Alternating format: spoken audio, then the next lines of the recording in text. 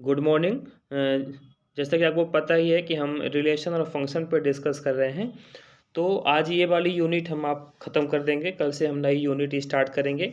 तो कुछ चीज़ें बची हुई थी जिसमें से रियल फंक्शंस के बारे में हम बात करेंगे और फंक्शन के टाइप्स हैं कुछ उसको उस पे बात करेंगे और हम सेट के बारे में पढ़ेंगे, ठीक है।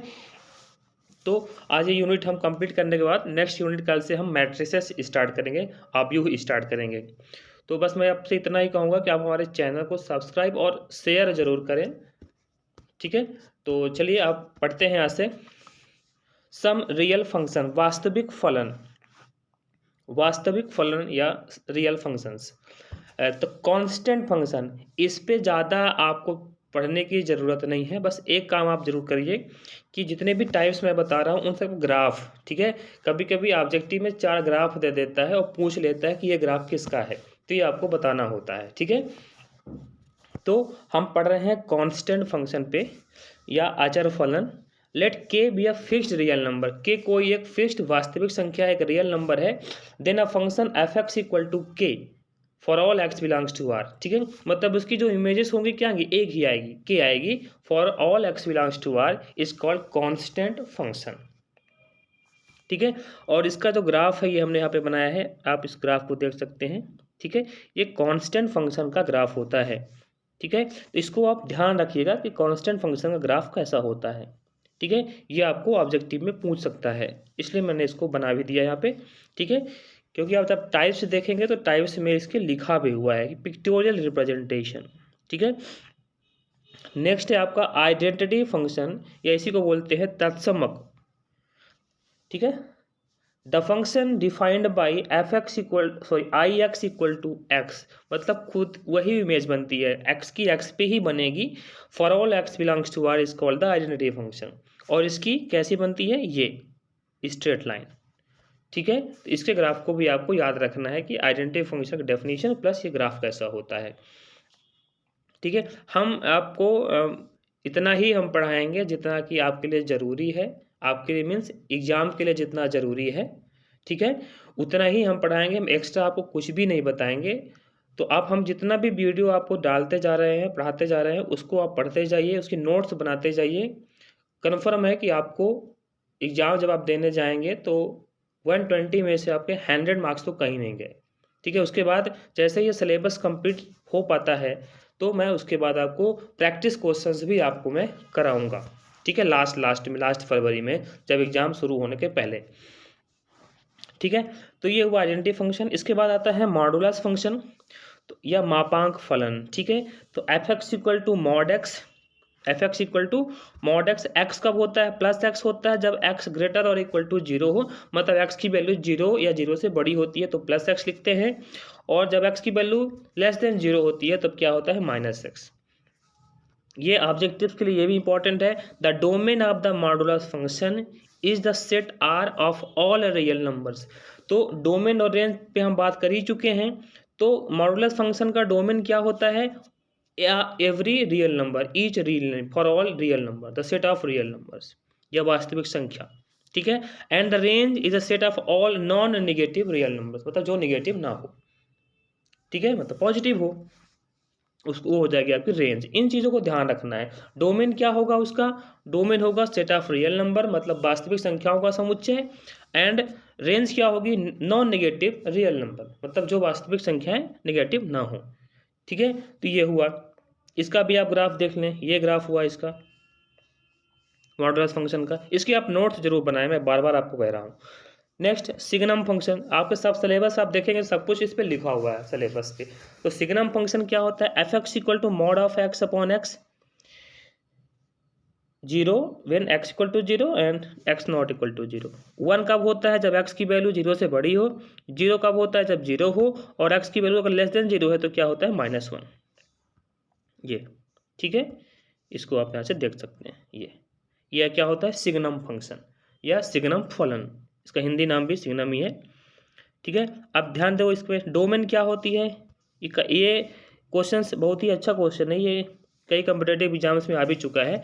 The domain of signum function is, तो डोमेन ऑफ सिग्नम फंक्शन क्या होता है, आर, एंड द रेंज क्या होती है, -1, 0 एंड -1, ठीक है। रेंज क्या होती है 1, 0 एंड -1। ये क्वेश्चन पूछ चुका है कई कॉम्पिटिटिव एग्जाम्स में, मैंने देखा है कि इसकी रेंज कितनी, सिग्नम फंक्शन की रेंज पूछ लेता है कितनी है। ठीक है, तो परिसर रेंज कितनी है 1, 0 एंड -1। ठीक है, फिर इसका ग्राफ देख लो। ठीक है, ये आपका ग्राफ हो जाएगा इसका, ये इसका ग्राफ भी आप ध्यान रखना। ठीक है, फिर होता है रेसिप्रोकल फंक्शन या प्रतिलोम मापांक, the function that associates each non zero real number x to its reciprocal. अगर कोई रियल नंबर x है तो उसका रेसिप्रोकल क्या होता है, उसका प्रतिलोम क्या होता है 1/x, 1/x होता है। ठीक है, फिर इसका डोमेन क्या होगा, the domain and range of reciprocal function are both equal to r-0। ठीक है, तो उसकी रेंज और डोमेन दोनों क्या होते हैं r-0। ये आपको ध्यान रखना है। जीरो को क्या पूरा रियल नंबर होगा एक्सेप्ट जीरो, मतलब जीरो को छोड़ने पे, क्योंकि जो रेसिप्रोकल फंक्शन होता है वो होता है 1/x, और अगर ये जीरो हो गया तो 1/0 क्या होता है इन्फिनिटी, मतलब अनंत होता है, नॉट डिफाइन है, ये परिभाषित ही नहीं है। ठीक है, तो रेसिप्रोकल फंक्शन का डोमेन और रेंज क्या होगा r-0, इस चीज को आपको ध्यान रखना है। फिर है पॉलिनोमियल फंक्शन या बहुपद फलन। ठीक है, पॉलिनोमियल फंक्शन या बहुपद फलन, a function of the form, ये आपने फंक्शन पॉलिनोमियल पढ़ा है, बहुपद पढ़ा है, a0 x n, a1 x n -1 plus so on an, और a0 a1 an क्या होती है, ये रियल नंबर होते हैं, और a0 क्या होता है not equal to 0 for all n belongs to n, n मतलब नेचुरल नंबर, प्राकृतिक संख्याएं। The domain of polynomial function is always real number. ठीक है, फिर रेशनल फंक्शन, परिमेय फलन, परिमेय फलन जानते हैं आप, px/qx, ऐसा फंक्शन कैसा होता है रेशनल नंबर होता है। ठीक है, और qx नॉट इक्वल टू 0। तो छोटे छोटे डेफिनेशंस हैं। ठीक है, तो इनको आपको पढ़े रहना है, इस पर ज़्यादा फोकस नहीं करना है, केवल आपको इन सब चीज़ों को पढ़ लेना है एक बार। ठीक है, फिर इनसे रिलेटेड जब हम क्वेश्चंस को सॉल्व करेंगे ना, तब समझ में आएगा कि क्वेश्चंस कैसे आते हैं, लेकिन डेफिनेशंस तो आपको पता होनी चाहिए, डेफिनेशन के अकॉर्डिंग ही हम क्वेश्चंस को सॉल्व करेंगे। फिर देखिए, जैसे मैंने यहाँ कुछ ऑब्जेक्टिव क्वेश्चंस आपको लिए हैं। If a function f(x) satisfied the condition, अगर कोई फंक्शन है f(x) और वो किस तरह से है, आप ये देखो किस तरह से फंक्शन हमारा डिफाइन है, f of x + 1/x equal to x² + 1/x², और x क्या है 0 के बराबर नहीं है, क्योंकि 0 होगा तो इन्फिनिटी हो जाएगा। तो ये ऑप्शन में से कौन सा ऑप्शन सही है, तो f(x) क्या होगा, अगर f(x + 1/x इक्वल टू ये गिवन है तो f(x) क्या होगा, इस टाइप क्वेश्चंस आते हैं। ठीक है, तो f of x + 1/x equal to इतना गिवन है। फिर हमने क्या किया कि इसको हमने किस फॉर्म में लिखा, x² + 1/x² को हमने एक आइडेंटिटी अप्लाई कर दी। ठीक है, आप अगर क्वेश्चन को देखो तो यहाँ भी 2 है, यहाँ भी 2 है, और यहाँ तीनों ऑप्शंस में 2 लिखा है, तो इसका मीन्स तो ये है कि कहीं ना कहीं 2 तो आने वाला है।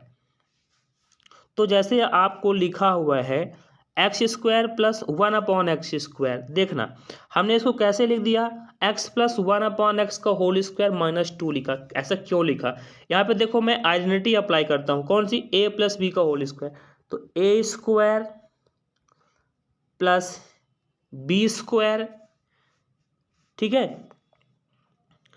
प्लस 2ab, तो 2a मीन्स x² और b मीन्स 1/x², x² से x² कट गया, कितना बचा x² + 1/x², देखो x² + 1/x +2 है, अब इस +2 को हटाने के लिए क्या करना पड़ेगा, यहाँ पे -2 करना पड़ेगा, इसलिए हमने यहाँ पे इसको ऐसा लिख दिया।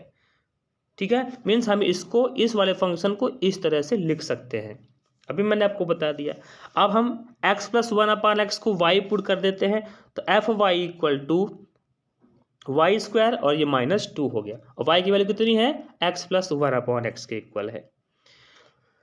फिर ऑप्शंस देख लो, x क्या है, अगर x पॉजिटिव नंबर है, x > 0 का मतलब क्या होता है कि x अगर पॉजिटिव है तो x ग्रेटर देन 0 तो y क्या होगा, y मीन्स ये, ठीक है, ये भी क्या होगा, ग्रेटर और इक्वल टू 2 होगा हमेशा, ठीक है। जैसे आप x की वैल्यू 1 रखो, क्या है, x की वैल्यू 0 से बड़ी है तो 0 से बड़ी 1 2 3 4 लेंगे। अगर हमने x की वैल्यू 1 ली तो 1 आया और ये भी 1 हो जाएगा, 1 + 1 कितना आ गया, 2 आ गया। फिर अगर हम x की वैल्यू 2 ले लें तो 2 + 1/2 तो 2.5 आएगा, ये क्या है, 2 से बड़ा है। तो हमेशा क्या होगा, इसकी वैल्यू 2 से बड़ी या छोटी आएगी, सॉरी 2 से बड़ी या बराबर आएगी, इक्वल आएगी। फिर नेक्स्ट कंडीशन क्या है कि अगर x की वैल्यू छोटी हो 0 से, अगर x की वैल्यू 2 से छोटी हो मतलब ये निगेटिव होगी तो क्या आएगा, इसकी हमेशा वैल्यू -2 से छोटी आएगी। तो ऑप्शन में कौन कौन से ऑप्शन देख लो आप। तो अगर हम fy = कितना बन गया, y² - 2 मतलब y की वैल्यू क्या आएगी, 2 से बड़ी। यहाँ पे देखो y की वैल्यू क्या आएगी, 2 से बड़ी आएगी, ये 2 के इक्वल आएगी। तो कौन सा ऑप्शन सही हो जाएगा, option number B. Less than 2 है, लेस देन यहाँ पे -2 आया है इसलिए ऑप्शन इनकरेक्ट हो जाएगा। फिर नेक्स्ट क्वेश्चन क्या है, if f x + 2y x - 2y = xy है तो fxy कितना होगा, f(x, y) कितना होगा। ये इनमें 4 ऑप्शंस गिवन है, तो ये तो गिवन था, ठीक है। फिर हमने क्या किया कि x + 2y को u लेट कर दिया और x - 2y को v लेट कर दिया। ऐसे क्वेश्चंस को ऐसे ही करते हैं, ठीक है, ये ध्यान रखिएगा प्रोसेस को कैसे करना होता है, ठीक है। फिर x = यहाँ से x की वैल्यू निकालो आप, तो x की वैल्यू कितनी आएगी, ये फर्स्ट इक्वेशन और दे दो, इसको दे दो नेक्स्ट इक्वेशन। अब इन दोनों को ऐड करो तो x की वैल्यू कितनी मिलेगी, देखो जब ऐड करेंगे बाई एलिमिनेशन, है ना, तो क्या होगा, -2y से +2y कैंसिल, कितना बचा, x + x 2x = कितना बच जाएगा, u + v हो जाएगा। तो x = कितना आ गया, u + v/2 आ गया। सेम जब दोनों को माइनस करेंगे, सॉरी जब यहाँ दोनों को माइनस करेंगे तो y की वैल्यू आ जाएगी। तो अब यही जो x की वैल्यू है और y की वैल्यू है इक्वेशन नंबर फर्स्ट में पुट कर दो। तो f(u_v) = this into this, x की वैल्यू u + b/2 और v की value u - v/2, a + b into a - b का फार्मूला लग गया, तो a² - b² और 2 4 जा 8 हो गया। तो अगर f(u_v) = दिस तो fxy = दिस, u और v, u को x से और v को y से रिप्लेस कर दिया, ये आपका आंसर आ गया, x² - y² 8। ठीक है, ये ध्यान रखिएगा प्रोसेस को कि इन क्वेश्चंस को सॉल्व कैसे करते हैं, ठीक है। और इनको थोड़ा सा कैलकुलेशन आपको स्पीड रखना पड़ेगा क्योंकि शॉर्ट ट्रिक तो इसकी कोई है नहीं, ठीक है, तो आपको कैलकुलेशन आपको स्पीड से करना पड़ेगा। तो आइडेंटिटी जितनी भी अलजेब्रिक आइडेंटिटीज हैं उनको आप अच्छे से याद करिए क्योंकि बहुत सारे फार्मूले अभी याद करने वाले आने वाले हैं। अभी तो हम पढ़ रहे हैं रिलेशन फंक्शन, इसके बाद हम पढ़ेंगे मैट्रिसेस, तो मैट्रिक्स में भी कुछ फार्मूले हैं, फिर जब ट्रिग्नोमेट्री पढ़ेंगे, है ना, इंटीग्रेशन, डिफरेंशिएशन, बहुत सारी चीज़ें हैं जो आपको याद करनी पड़ेंगी। नेक्स्ट है एक और क्वेश्चन हमने लिया,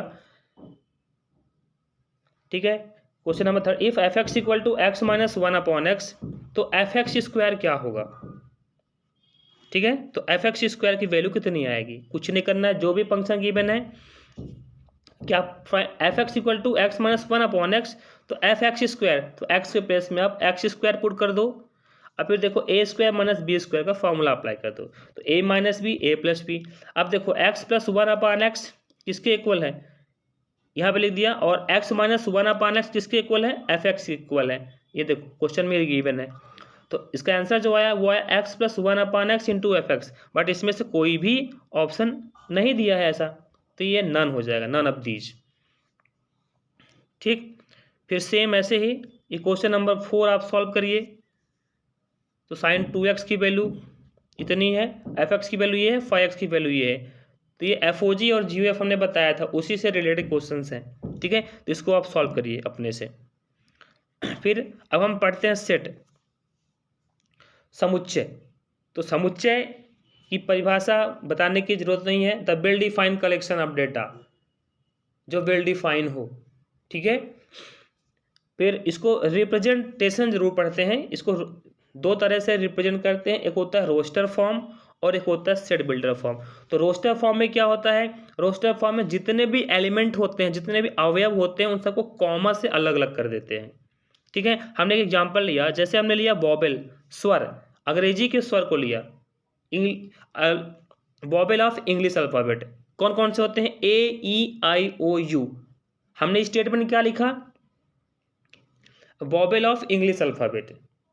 ठीक है, अंग्रेजी के स्वरों का समुच्चय। तो क्या हो गया, ए ई आई ओ यू, सभी को कॉमा से सेपरेट कर देना, ये होता है रोस्टर फॉर्म। ठीक है, और फिर इसी को सेट बिल्डर के फॉर्म में लिख देना, वो क्या हो जाता है, समुच्चय निर्माण या सेट बिल्डर फॉर्म।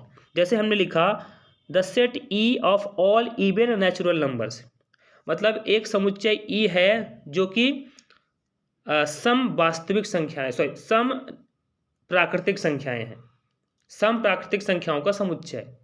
ठीक है, the set of E of all even natural numbers.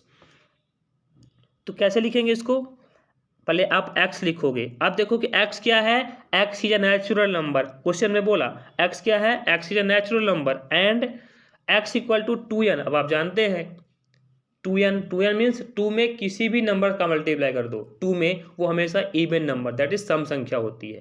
ठीक है, तो 2n क्या हो गया, for all n belongs to n। कोई भी नेचुरल नंबर आप ले लो और 2 से मल्टीप्लाई करो तो हमेशा क्या मिलेगा, इवन नंबर दैट इज सम संख्या मिलेगी।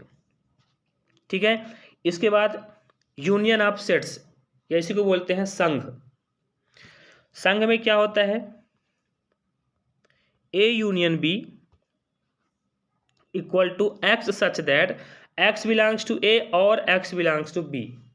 और मतलब अथवा, हमारे पास 2, जैसे एक सेट है ए इक्वल टू 1 2 3, दूसरा सेट है बी इक्वल टू 1 3 5 एंड 7। तो इसका यूनियन क्या होगा, दोनों नंबर्स को मिला देना है, जैसे 1 2 3 5 7, ये आपका यूनियन हो गया, जो कि या तो ए में होगा या तो बी में होगा, दोनों को मिला करके लिखना क्या हो जाता है, यूनियन, संघ, यूनिटी, एकता। ठीक है, उसको क्या बोल देंगे, यूनियन ऑफ सेट्स।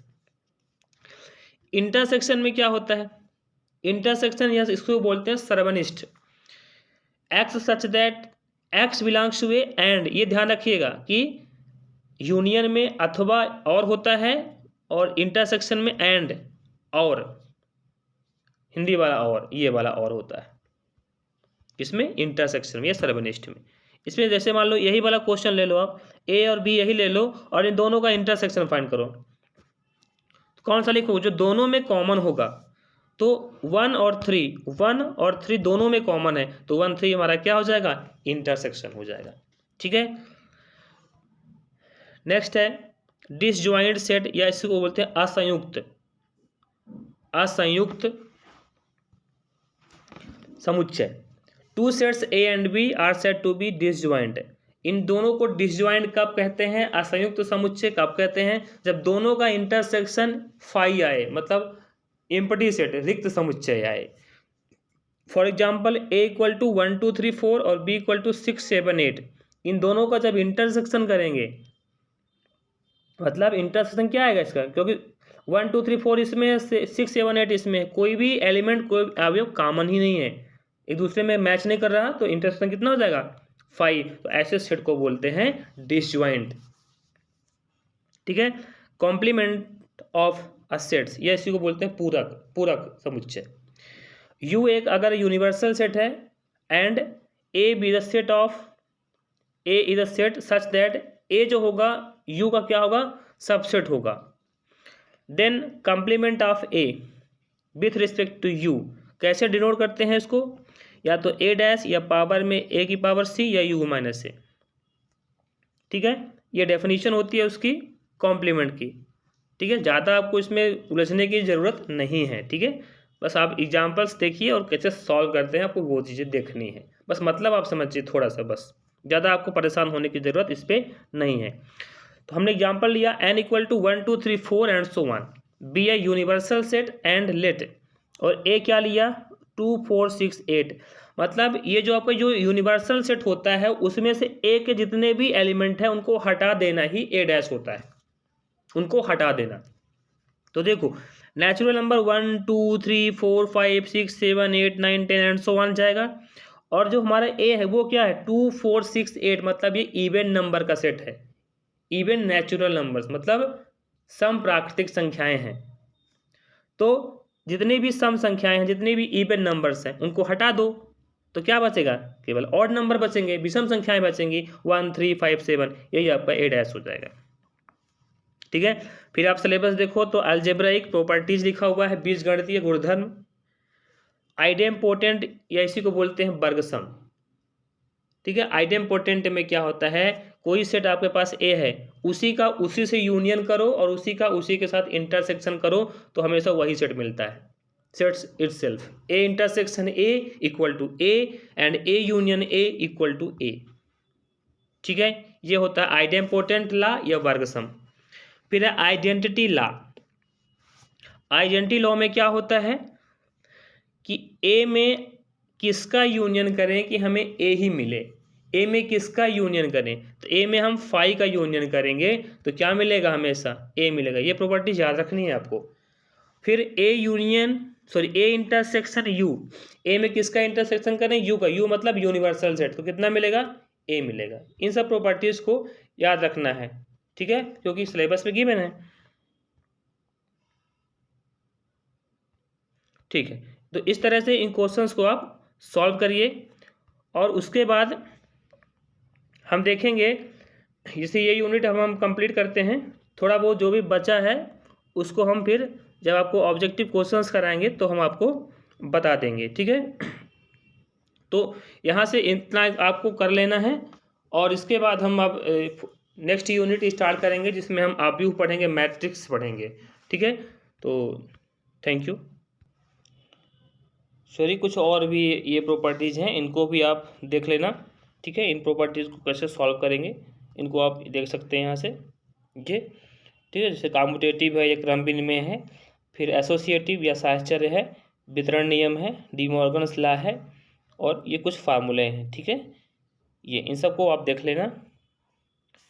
तो बस इतना ही था। अब हम नेक्स्ट वीडियो में मिलेंगे जो नेक्स्ट यूनिट लेकर के। Thank you.